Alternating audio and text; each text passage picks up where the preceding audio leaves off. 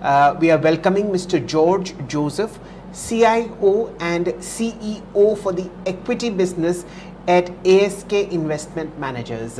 ASK is one of the earliest foot soldiers in the world of PMS, which is professionally management services, and in the portfolio that they manage, they have roughly 18,000 crore rupees of investor wealth deployed over large, mid and small cap counters.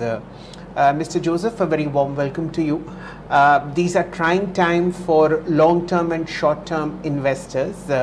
How are you reading sentiment on Dalal Street after this West Asian crisis, which seems to be tapering off? Thanks, Shailendra. Thanks for having me here.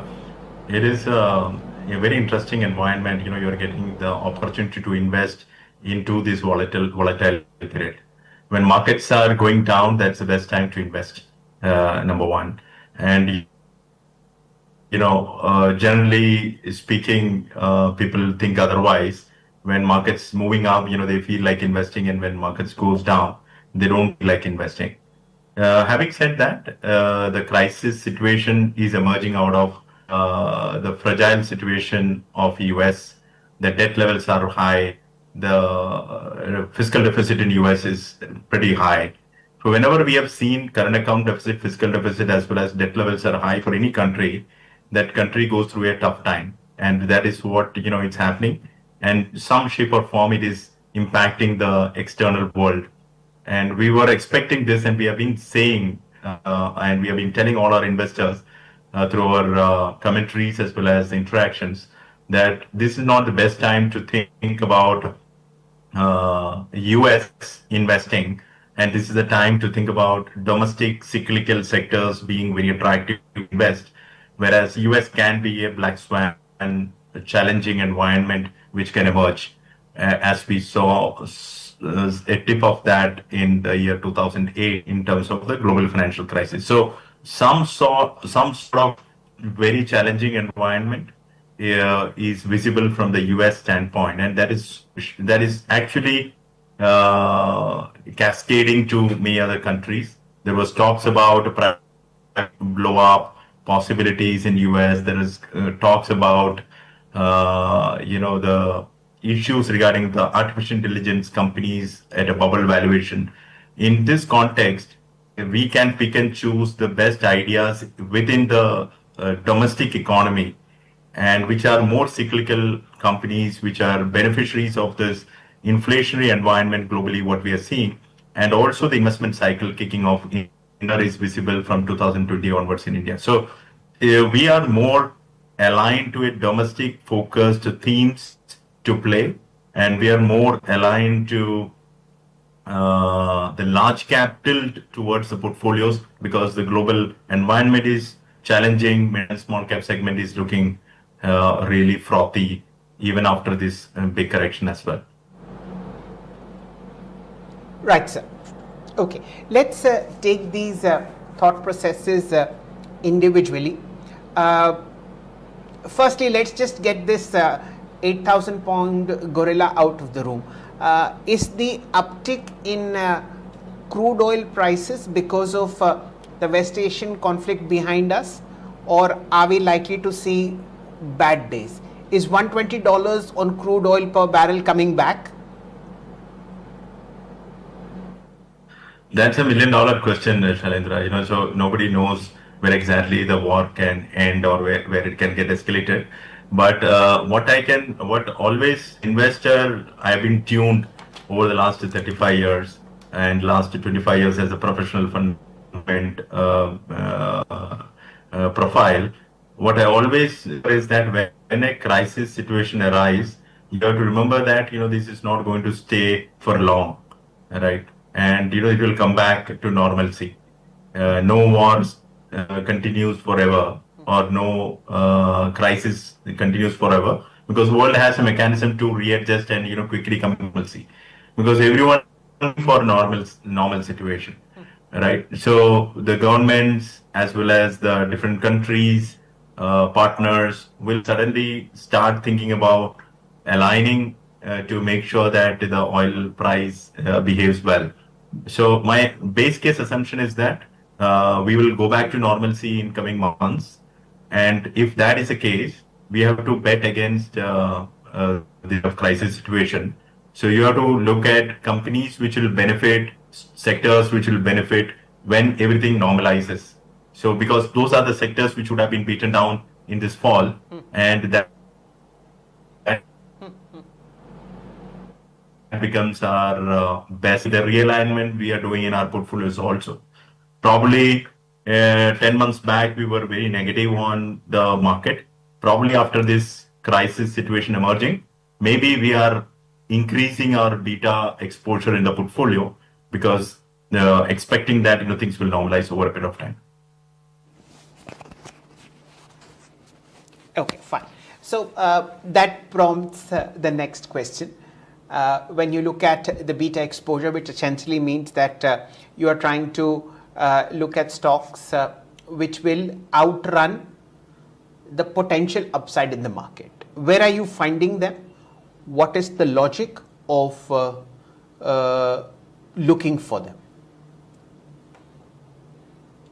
Yeah, so typically, whenever you want to increase beta in the portfolio, or when you think that the valuations are looking is better than, so you would agree 1 month, 2 months back, where tech sector was, and today where tech sector is, it's a 20% down from there.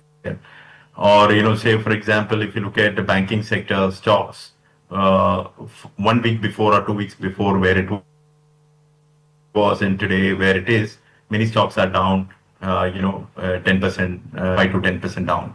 So it has become cheaper. Even market itself has gone down 6-7%. So there is a case for looking at the domestic cyclical beneficiaries, which is definitely being challenged with the crude oil at 120 or 100 plus.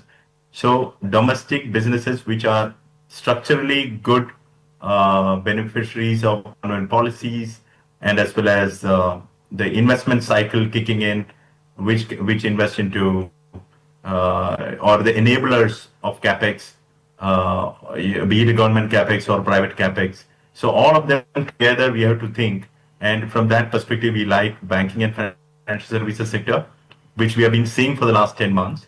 And 10 months back it was looking at very attractive, and today many mid and small cap stocks have rallied, but large caps, large private financials are looking still very, very attractive. Secondly, the construction companies, engineering companies, they have taken a beating in this entire oil crisis situation, so they are looking attractive.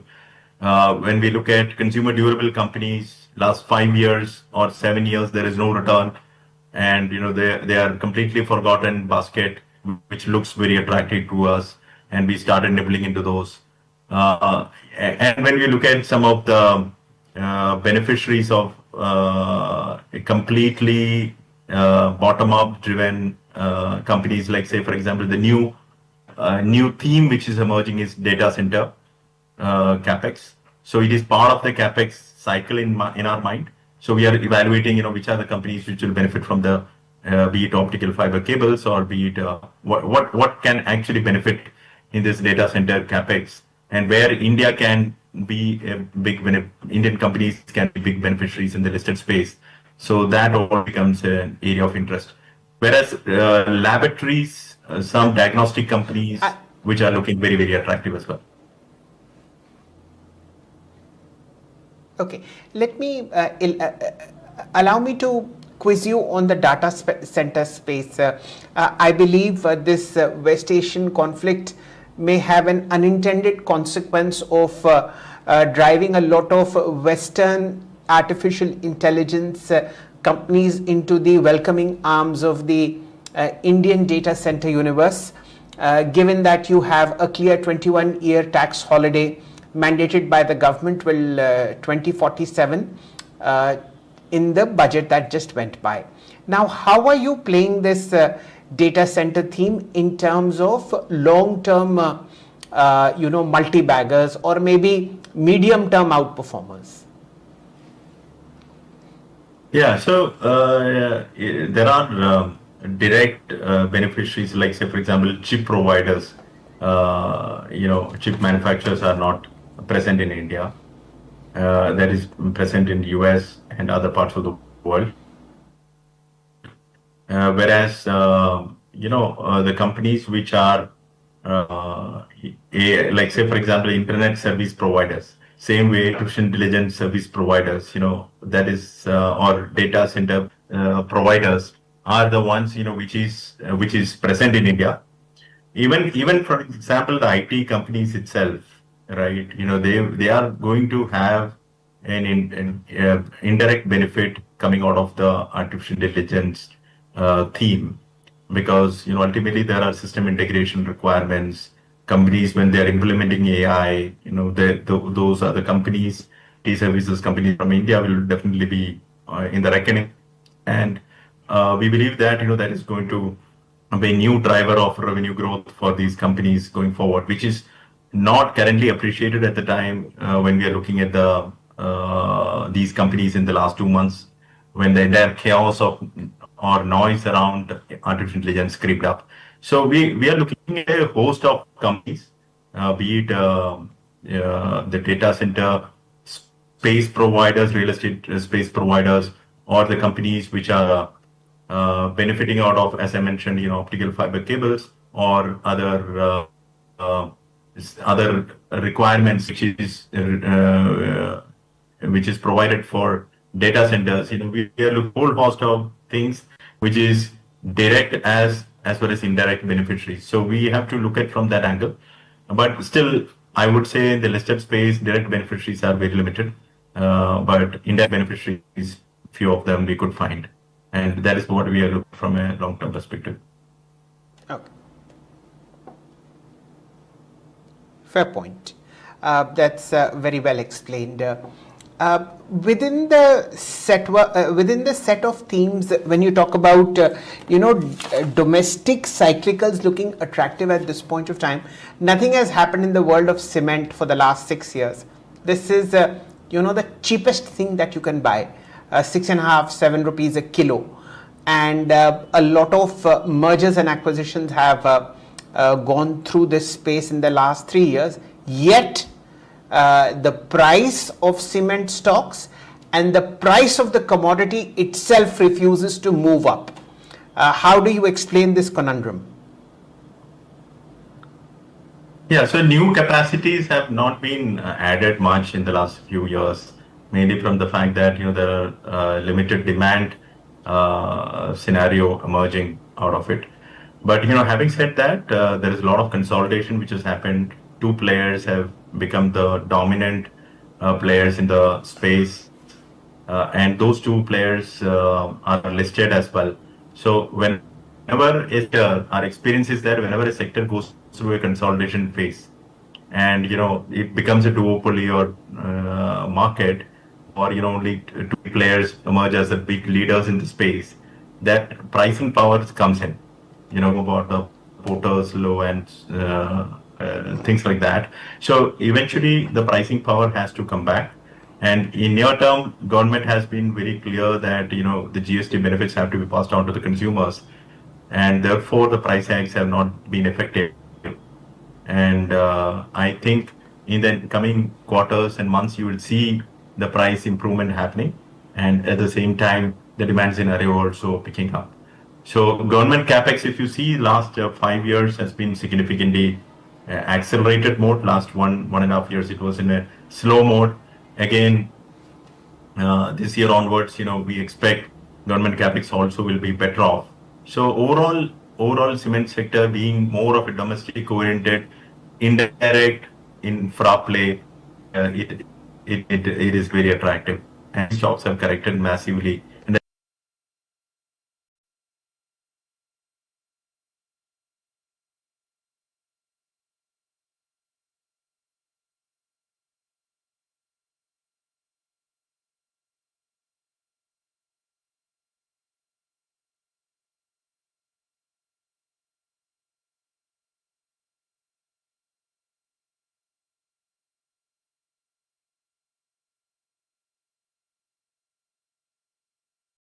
And especially the energy theme, which is looking very, very shaky at this point in time. Energy as a sector being challenged with the crude oil price moving up, and Strait of Hormuz. There is concern on the movement of the ships and things like that. So that becomes very challenging for the cement sector, because cement sector needs a lot of energy as well. So probably this is the time to pick and choose some of these names, but with a bit more long-term view in place. Right. We'll pause it here, Mr. Joseph. Thank you for your time, and here's wishing you all the best in navigating calendar 2026, which by all accounts in the first 3 months has been a very, very challenging situation for fund managers. Have a nice day, sir. Thank you. Thank you, Shailendra. Thank you. News continues on Business Today Television. Ladies and gentlemen, stay tuned.